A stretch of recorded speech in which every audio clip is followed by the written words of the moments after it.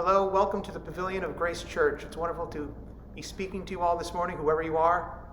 This is part of our Lenten series. It's a diverse group of topics. Last week, we had an interview with the artist of our Stations in the Cross. This week, I'm going to be speaking to you about the churches of the East. And that is not the East as in the East Coast, but as in the traditionally Orthodox and Eastern Catholic churches of the Mideast and Africa and Eastern Europe, and India for that matter. My name is Jonathan Huyck. I'm the rector of Grace Church, and I'll say why I'm interested in this topic, and I've been interested in it for some time, but I want to start out by sharing with you a story that Desmond Tutu tells, the former and beloved Archbishop of Cape Town in South Africa, who said this. He said, "When the Europeans first came to Africa, we had the land and they had the Bible. They told us to close our eyes and pray, and we did. When we opened our eyes, we had the Bible, they had the land." Much of modern missionary activity, since the 16th century anyway, has been tied to military might. But there's a whole swath of non-Western European Christendom for whom that is not true. Much of the Christian East was evangelized centuries before Europe. And Christianity is the most widely spread faith in the world. We have family everywhere, so to speak. And I've long been fascinated by the fact that someone could live on the other side of the globe from me and have a life experience quite different from mine, but we share a faith in Christ. My own interest in the Eastern churches came through the Russian church, in fact. When I was in high school, I studied the Russian language, and as I was preparing to go off to college, I had as my intention for study the Russian language and religion.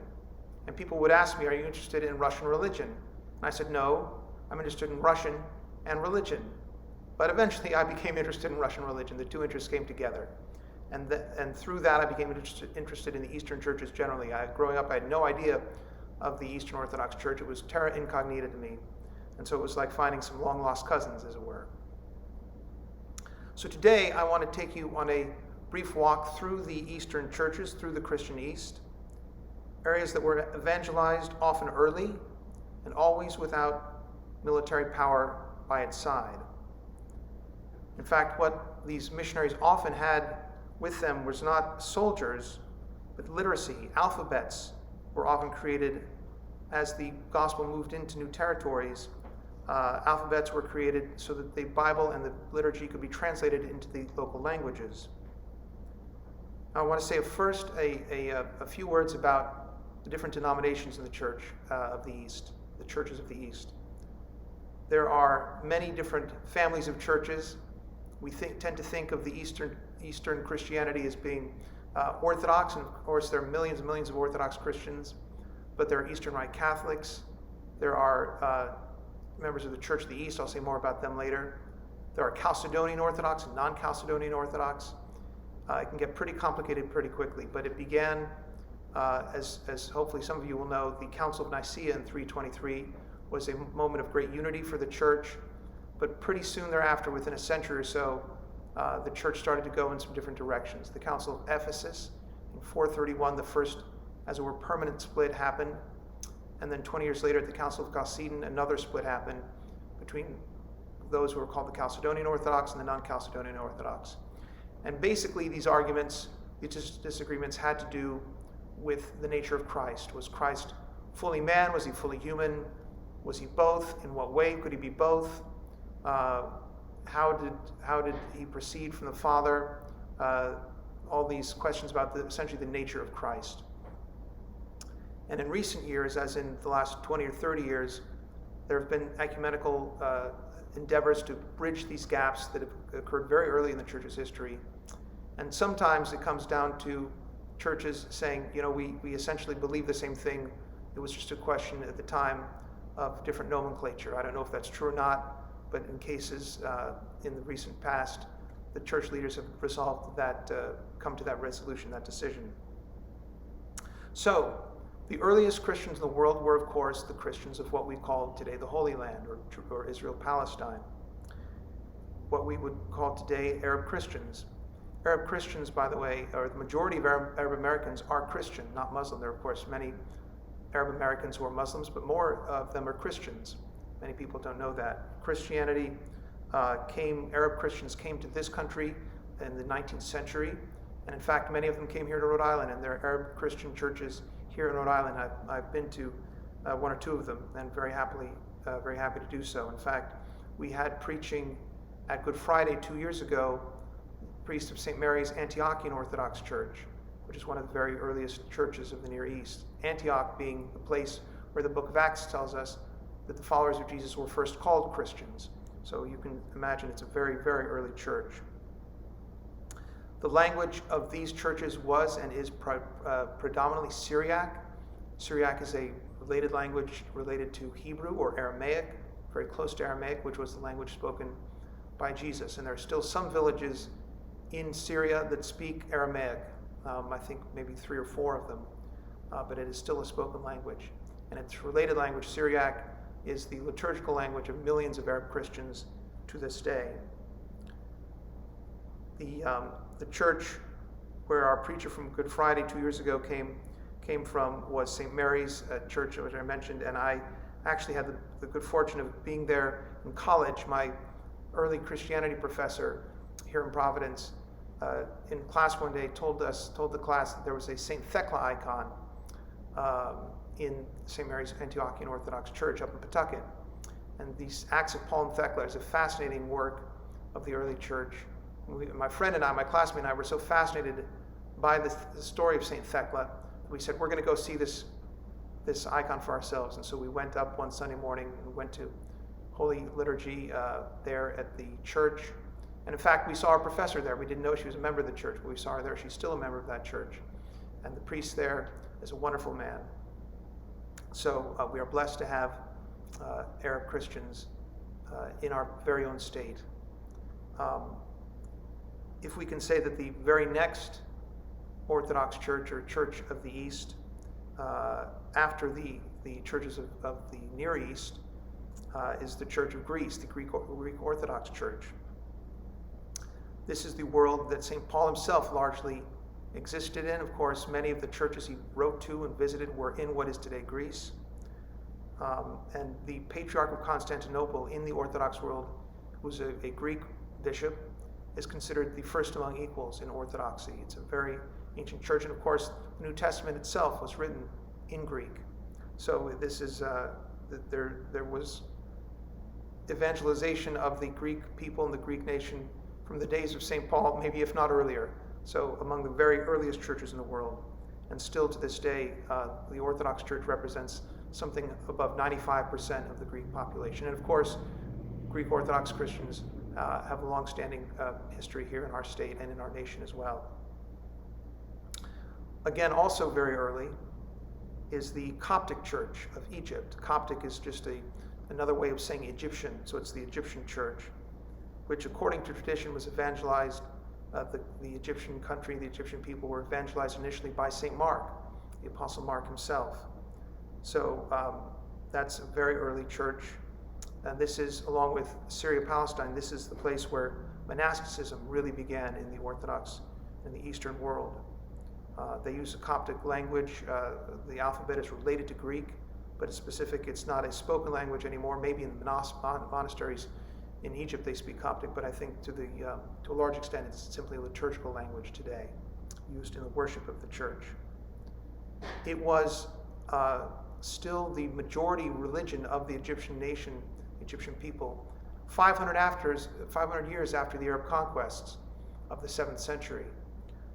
So it had a deep roots in that nation. And in fact, the Egyptian church, the Coptic church, followed the non-Chalcedonian stream of Christianity. And while they were part of the Byzantine Empire in the 5th, 6th, early 7th centuries, the Byzantine Empire was closely aligned, very formally aligned with the Chalcedonian Orthodox Church, and so they tended to oppress the non-Chalcedonian indigenous Christians of Egypt. And so when the Muslim conquest came in the 7th century, it's been said that many Egyptian Christians were actually happy to see them because Muslims didn't distinguish between what type of Christian you were. You were certainly allowed to continue practicing your faith with some stipulations under Muslim rule, but they were fine with you practicing whatever form of Christianity you wanted to practice. So in fact, when Egypt came under Muslim rule in the 7th century, some freedom, some religious freedom came to the Egyptian church, as it were.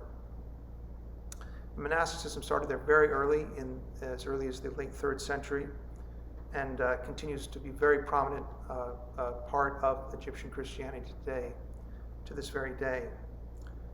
It is the largest church in the Middle East, comprising perhaps 10% of the Egyptian population. And there is not only a Coptic Orthodox church here in Rhode Island, but a Coptic Orthodox cathedral, I believe. So we are blessed to have Egyptian Christians here in our state as well. That takes me next to the Ethiopian Orthodox Church, which is, and I realized as I was preparing for this talk that I was inclined to say this about just about every church I'm going to be speaking about today, and that is that it is the most fascinating and unique church in the Christian East. And I think you'd be hard-pressed to think of a more unique church than the Ethiopian Orthodox Church. For many years, it was under the leadership of the Coptic Patriarch in Egypt. In fact, it wasn't until 1959 the Ethiopian Orthodox Church was given its autocephaly, or its independence, and electing its own Patriarch. Until then, it was under the leadership of the Egyptian Church. But the Ethiopian nation became Christian in the 4th century, formally under the Empire of Aksum. Aksum was what is today Ethiopia was called at that time. But Ethiopian Christians, we can say, are mentioned even in the New Testament. There's the famous part in the book of Acts where an Ethiopian court official is baptized by St. Philip in the book of Acts. So it's considered very early. If you're baptized by an apostle, you're in at the ground floor, so to speak. So it's a very early church. And some of the unique practices of the Ethiopian church are they practice a double Sabbath. And this one I love. They believe they have the Ark of the Covenant with the tablets that held the 10 Commandments. They believe that is on a monastery, on an island in the middle of Lake Tana in Ethiopia. The story goes that the Queen of Sheba visited the Holy Land under King Solomon and had a child with him who became the Emperor of Ethiopia, and she brought back with her the Ark of the Covenant. I don't know that it's been proven, but they believe very strongly that they have the Ark of the Covenant, and they may be right. I know that we don't have it, so maybe they do.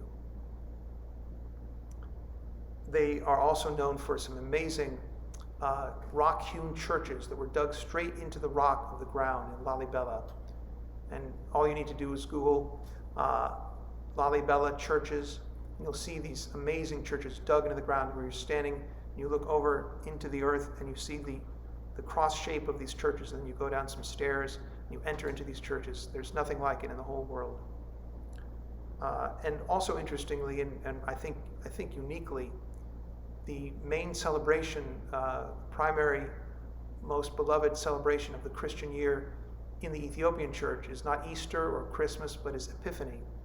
And again, if you want to see some spectacular and unique celebrations of the Feast of the Epiphany, just Google Timkat, Timkat, and you'll see how that is celebrated, particularly in the city of Gondar in Ethiopia.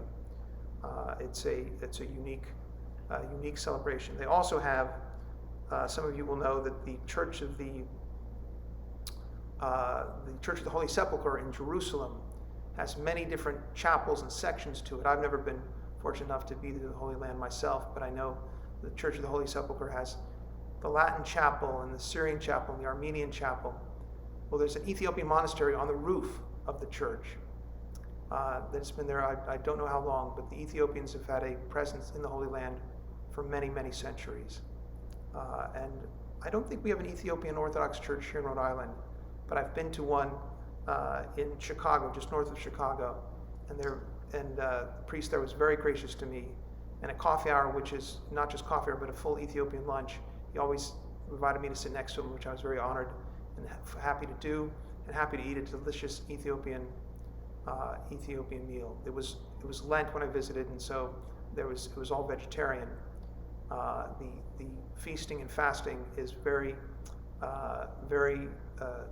adhered to in the Ethiopian church and in Orthodox countries generally, but especially in the Ethiopian church. I had a friend, an Ethiopian friend, who many years ago told me that especially the women in his family, by the time it came to Holy Week and came to Good Friday, they were virtually not eating at all, but would spend all of Holy Saturday cooking for the Easter feast, not eating anything, but cooking a great feast. That must have been a wonderful, wonderful feast on that day of the resurrection in that Ethiopian town or family. Another unique thing, and we're going to have the link attached to this video so you can go and see it yourself. They did an interview, rather a video in the New York Times, did a video story about the church forests of Ethiopia. These are just absolutely unique things in the life of the Christian church, where in the rural areas of Ethiopia, there's a walled garden around the church, and the grazing of livestock has sort of denuded the ground all around the church forest, but the church forests remain green and verdant in their pristine state. And I was just mesmerized by this, and there's certainly some spiritual lesson in this, and I think some environmental lesson in this too. So I hope many of you will go click on that link and watch this 12-minute video about the church forests of Ethiopia, and I hope you like it as much as I did. The next in my list of churches of the East are the Armenian and Georgian Orthodox churches. I talk about those two together simply because they're neighbors and have some shared history, if you will, but they're actually belong to different strains of the Christian Orthodox Christian church. The Armenians are non-Chalcedonians, and the Orthodox are Chalcedonians, those who've agreed with the decisions of the nature of Christ at the Council of Chalcedon in the 5th century. Armenia has the distinction of being the oldest official Christian country in the world. And almost all Armenians know that, and will be happy to tell you that. It became Christian officially in the year 301, but certainly evangelization started prior to that. Georgia became Christian shortly thereafter, about 20 years later. Both have unique literary histories, both have their own alphabets that are unique to those countries. The Armenian alphabet was created specifically for the church use and for the ability of the local people to read the Bible in their language. This is one of the curious things about the division between the Eastern and Western churches, is that in the Eastern church, it was seen from very early on that it was important for the people who were being evangelized, who were being Christianized, to read the Bible in their own language and to hear the liturgy and worship in their own language. And so the worship books and the Bible were always translated into the indigenous language. But it happened that those languages tended to become frozen, those liturgical languages, such that in Russia today, if you go into a church, an Orthodox church in Russia, you'll hear is not modern Russian, but Old Church Slavonic, essentially 1,000-year-old Russian, because they're using the language that was the indigenous language 1,000 years ago. So it was the local spoken language when these countries were Christianized, but to a large extent now are foreign. So most Russians going to church in Russia today will not understand most of what they're hearing. I'm sure will understand some words and prayers and phrases, but it won't be entirely, unless they're church experts, it won't be entirely understood by them. Whereas in the West, in the Catholic Church, of course, Latin was a rule for the day, and so as the church expanded up into Northern Europe, the indigenous people did not speak a Latin-based language. They would still only have the Bible in Latin. The Bible wasn't translated into Anglo-Saxon or anything like that. The Mass was not conducted in Danish. It was always in Latin. But that now has changed since Vatican II. So the approaches on language between the Orthodox East and the Latin West have essentially flip-flopped. I'm not sure what lesson there is in that, but I've always found that kind of fascinating. Armenia and Georgia also strong monastic traditions, beautiful monasteries, ancient churches. Many of them, especially Armenian churches, are not in Armenia itself today, because Armenia historically has been a much larger land than it is under the current contours of that country in the 21st century. So there are beautiful Armenian churches and ancient Armenian churches outside Armenia, what is Armenia today. And most Armenians do not live in Armenia. Most Armenians live in the diaspora, so to speak. Georgians, it's a different story. Most Georgians live in Georgia. And I have a particular fondness for Georgian liturgical music, and our music director, Vince Edwards, was very gracious and took my suggestion that we have a Georgian chant included in Easter 2 years ago. We weren't able to do it last year because we weren't in church, of course, this past Easter, but maybe we can do it again this year, and if not, then the year following. It's absolutely beautiful music, so that's something else you can Google, Georgian liturgical chant, Georgian Orthodox chant, and I hope you love it as much as I do. Speaking of unique churches, the Church of the East is next. Church of the East is the formal title for a church that's gone by different names, the Assyrian Church of the East, because most of the adherents of that church are by ethnicity Assyrian, descendants of the folks of the Assyrian Empire, and we know, of course, from the Old Testament. It's also been called Nestorian, although they don't tend to call themselves Nestorian, but because they followed early on the Patriarch Nestorius, the Patriarch of Constantinople, that title was sort of given to them, whether they liked it or not, I suppose. They were called Nestorians. And they were part of the first schism in the church. That church did not agree with the Council of Ephesus decisions on the nature of Christ in 431, and so they went off on their own. Most of the church at that time actually existed within the bounds of the Persian Empire, which was the great rival and enemy of the Byzantine Empire, where all these church decisions were being made. And of course, most of the Christians at the time in the 5th century lived in the Byzantine Empire, which was what we tend to call the eastern part of the Roman Empire, the Eastern Roman Empire.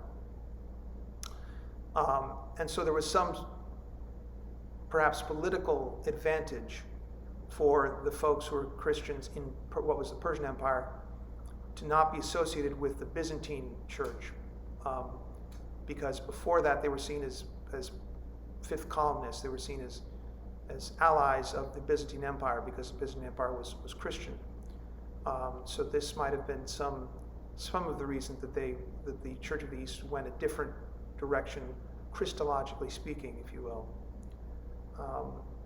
But it was perhaps, it's been said that the Church of the East was the greatest missionary church in the history of the world.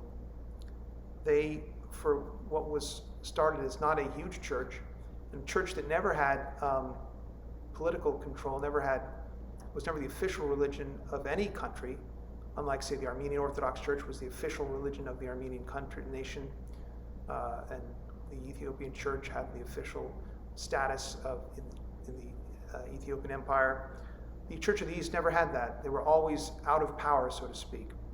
But they were great missionaries, and it's been thought that maybe they got all the way to Japan in the east. They certainly went all the way to the southern tip of India, and they got all the way to Mongolia. It's been estimated that 1,000 years ago there were more members of that church, of the Church of the East, than there were Roman Catholics in the world. So that gives you a sense of how big a church it was at that time. In fact, when Marco Polo arrived in the Mongol court in the Middle Ages, he was shocked to find Christians there. The Mongol court had many Christians who were members of the Church of the East in their court, particularly queens and princesses.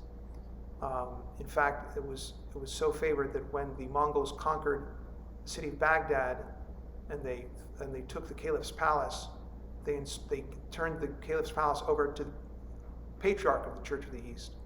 It was never the official religion of the Mongol Empire, but it was certainly very popular and very highly esteemed by the Mongol court. And here's another thing you can Google. Nestorian stele, S-T-E-L-E. I imagine that's how you pronounce it. I've never said it out loud. I've only read it. Nestorian stele, which was erected in 781 in Qianfu, China, commemorating the 150th arrival of the what was called on this great rock, this stele, 7-foot high rock, was called the Luminous Religion. And it commemorates the arrival of Christianity in China 150 years earlier. And it's written half in Chinese and half in Syriac. I think it's got to be just about the only historical document in those two very, very different languages, Chinese and Syriac. So I encourage you to go take a look at that. Google Nestorian stele, and you'll see an absolutely unique artifact of the Christian church. It was discovered in the 17th century, had been sort of lost to history, and was rediscovered in the 17th century by Jesuit missionaries who were very happy to find out that the Christian church had in fact been in China a millennium earlier than they were. I don't think there are any Nestorians, any members of the Church of the East in China today, but there certainly were at that time.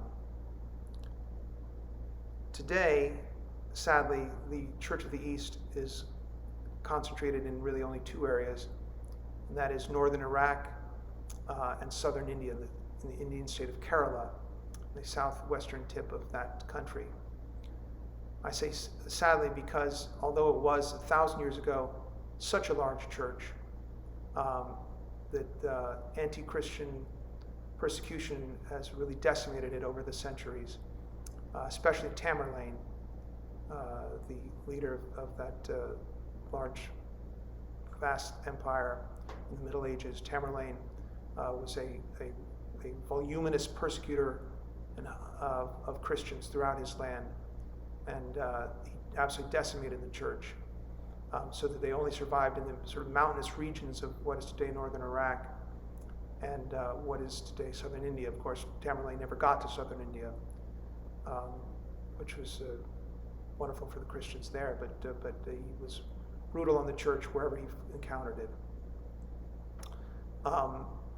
The Church of the East has been headquartered in northern Iraq or in Baghdad at times. But in fact, when I was in divinity school in Chicago was a city where many Assyrians, many of the members of this church, had emigrated to in the preceding decades. And the patriarch of this ancient church had formally and practically moved his official residence from northern Iraq to Chicago. And a friend of mine and I went to church one day at one of these Assyrian churches. And after church, I was at coffee hour, and I guess it was clear to the parishioners there that we were visitors, we were not regulars at that church. And someone said, "Would you like to meet the patriarch?" That was not a question I had anticipated as I went off to church that morning. But because you rarely get an opportunity to meet a patriarch, I decided I'd better take it. So my friend and I met the patriarch. He was a lovely and gracious man. God rest his soul. And I believe now that the patriarch has moved back to northern Iraq, but it's a very dangerous part of the world for Christians even today. And in the last 15 years or so, many Christians in Iraq have had to flee for their safety and have left for Europe, this country, Australia, so that there are now Assyrians, many in the diaspora too. I hope and pray that the church will continue to thrive in northern Iraq, and it's doing better in Kurdistan, what is today the Kurdish Autonomous Region, but it has a very tenuous future, sad to say, in that country. As does Christianity in the Mideast generally. I mean, all of those countries, the Coptic Church in Egypt, the churches in what is today Syria or Lebanon or Palestine, are all experiencing, some churches, real outright persecution. Egyptian Christians have been targeted with violence in the last decade or more. But even those who aren't targeted with violence are tending to leave the country in greater numbers. For instance, the city of Bethlehem is today minority Christian, and that only became the case in the last decade or two. Before that, it was always a majority Christian city. Lebanon, when that country was founded 100 years ago, was founded intentionally to be a majority Christian country. It is now a minority Christian country because so many have left and sought new lives here or in other countries. And so while we are blessed to have Lebanese Christians, Syrian Christians in this country, we all hope and pray for the future of those churches in those countries themselves. So one final story I want to tell you. This is something I read years ago when I was perusing the library of the Seabury Western Theological Seminary north of Chicago. Found a 100-year-old book about the Christians of northern Iraq, these Assyrian Christians. And the Patriarch said he had just been given a printing press by the Anglican Church, the Church of England. And he said, you know, the Protestants all want to make us Protestants. The Catholics all want to make us Catholics. And the only friends we have in the world are the Anglicans. So I pray that's not true anymore, but it's a point of pride for me as an Anglican priest that we never tried to make the Christians of northern Iraq into our type of Christian. We just wanted to help them and support them. That takes me to the second place where the Church of the East continues to survive and thrive, and that is in Kerala, as I mentioned earlier a few minutes ago, in the southwestern tip of India. That church also claims great ancient lineage from another apostle, St. Thomas in this case. So many Indian Orthodox churches, for instance, the one I've been to in Chicago, is called St. Thomas. That's a very popular name for Christians. In fact, they're often referred to as St. Thomas Christians or Syrian Christians. It's impossible to prove whether or not St. Thomas actually brought the faith to India, but certainly it's a very ancient church, and certainly there were Syrian Christian merchants coming there from very early days in the 4th century, if not earlier, and became localized, as it were, and intermarried with the local population, were welcomed by the local political leadership in that part of India. And so for centuries, the Church of India was an Assyrian church, an Assyrian church. It was under the authority of the Assyrian Patriarch who lived in northern Iraq. But after the Mongol conquest in Tamerlane, the communication lines were cut between southern India and northern Iraq, which is, as you can imagine, a long distance, especially in those days. And in that time began the European colonization of the subcontinent of India. And so you had the Portuguese coming in and taking over that part of India. And in the 16th century anyway, the Portuguese were not very tolerant of other types of Christians who are not Roman Catholic. And so they essentially required all the indigenous Christians, these St. Thomas Christians, to become Catholic. And they did, and they became Eastern Rite Catholics. That changed in the 17th century when many of these Christians took an oath called the Coonan Cross Oath, saying we will respect the church traditions of our ancestors, and left the Catholic Church. Some stayed. Those who left had to figure out who the authority was, their ecclesiastical authority was. It was not the Pope in Rome. Who was it? Well, they got in contact essentially with the Monophysite, the non-Chalcedonian Orthodox Patriarch in Syria, who Christologically, theologically, was very different from the Patriarch they had been under centuries ago. And then some of them came to change their minds and got back in touch with the Assyrian Patriarch. There were different groups of those who broke off from that church, who followed, or from these various churches to follow the Pope, but under their own auspices. It gets very confusing. You can see a graph, a chart, if you will, of the different churches in Kerala, and it can get very confusing very quickly. One of these churches, by the time the English were the colonial power in India and the Portuguese were long gone. The Dutch, by the way, came between the Portuguese and the English, and the Dutch didn't really care who you were, what kind of Christians you were, as long as they could do their trading. They didn't mind what the local people did in terms of their religious proclivities. So they were happy for them to be whatever kind of Christians they wanted to be. They didn't try to turn them into Calvinist Protestants. But by the time the English arrived, a group of these Orthodox Christians, these St. Thomas Christians in the state of Kerala, what is today Kerala, decided that they agreed with a lot of the Reformation principles of the Anglican Church and came into communion with the Anglican Church. It is, as far as I know, the only Eastern church to be in communion with us, with the Anglicans. There's a great photograph. Probably this photograph happens every decade, or has historically happened every decade, but a great photograph of the bishops who historically, the Anglican bishops who historically met in Canterbury, England, once a decade for the Lambeth Conference, all the Anglican bishops across the world, including these Martoma Christians, these Anglican, Eastern Anglican Christians. Martoma means, Mar is Syriac for saint, so these St. Thomas Christians, the Martoma Church. And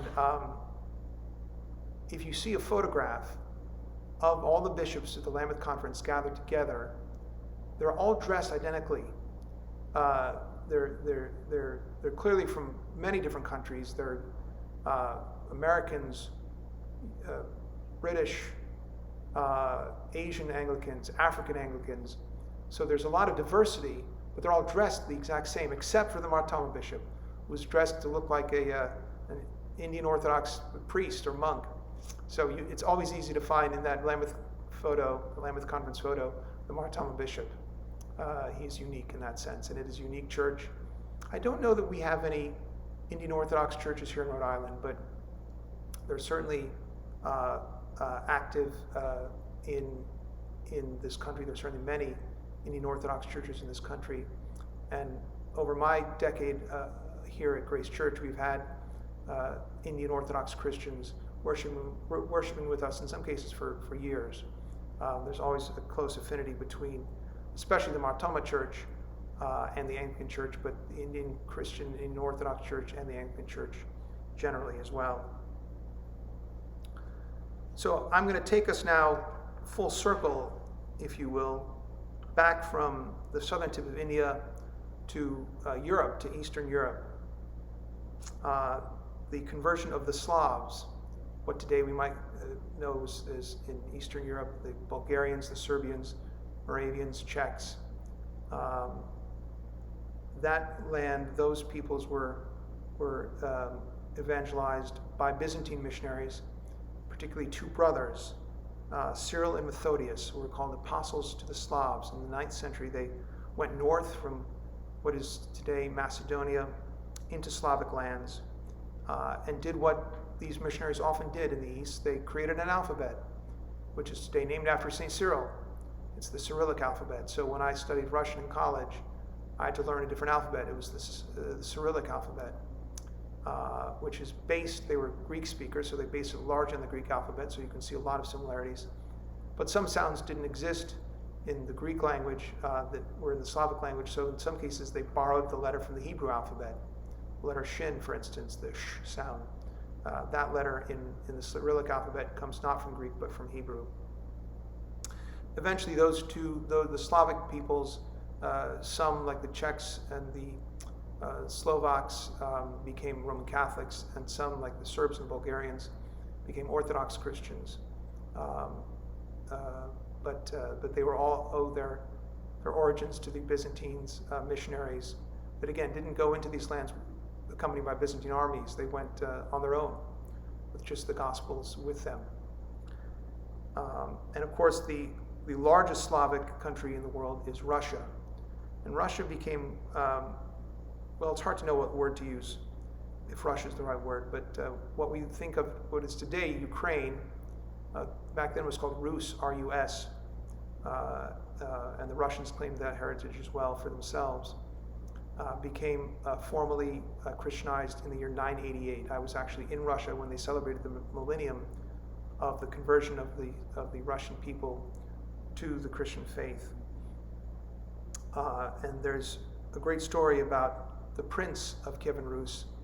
At that time, he decided that before then the Russians were pagans, like essentially all of Europe before the arrival of Christianity. And he wanted to select a global faith, a new faith for his nation, for his people. And the story is that he sent out envoys to look at and look into the three great Abrahamic monotheistic religions, Christianity, Judaism, and Islam. Legend has it that he was less inclined towards Islam because he liked his alcoholic beverages, and that is verboten in Islam. But anyway, he did visit those envoys visited those three faiths in their travels. These are attested to in the Russian primary chronicle that records these events. And the story goes that the last religion they visited was the Christian, specifically the Orthodox Christian Church. And very specifically, they went to divine liturgy at the Church of the Holy Wisdom, the Hagia Sophia, in Constantinople, what is today Istanbul. And what they said was this: they said, "Upon entering the church, we knew not whether we were in heaven and on earth, but we know we can dwell no longer here," in other words, in paganism. "For everyone, having tasted that which is sweet, is ever afterwards unwilling to accept that which is bitter." And so these princes, these envoys rather, returned to Kiev and counseled and convinced the prince of Kiev to become a Christian country, an Orthodox Christian country. The Byzantines then, at his invitation, sent missionaries to convert and to baptize the local Russian or Ukrainian peoples. But apparently it's believed that some of the locals there in Kiev were not so thrilled with this idea, and there were mass baptisms in the Dnieper River at the prince's behest. But that some of those folks apparently went under the water, not entirely willingly, but hopefully most of them did. And of course, there's a now more than 1,000-year-old history of the Christian church in Russia and what is today Ukraine. And again, a very strong monastic tradition and great liturgical chant. We're actually singing in church these days in Lent here at Grace Church, Tresagion, by a 19th century Russian Orthodox composer. And it is probably my favorite piece of liturgical chant that we sing on a regular basis here at Grace Church. So just like the Georgian chant, I encourage you to listen to Russian chant, or I also like to listen to Serbian and Bulgarian chant. Not many people can say that these days in Providence, Rhode Island, but I do love it. And so I hope this talk has encouraged some of you to do some more reading, or in fact just listening to the music of these churches, looking at some video or photographs of these churches, and know, please, that we are of the same faith. We share the same faith in Christ of these people, with these brothers and sisters in Christ, who historically may have followed a different strain of the Christian faith and may live on the other side of the planet. But we are brothers and sisters in Christ.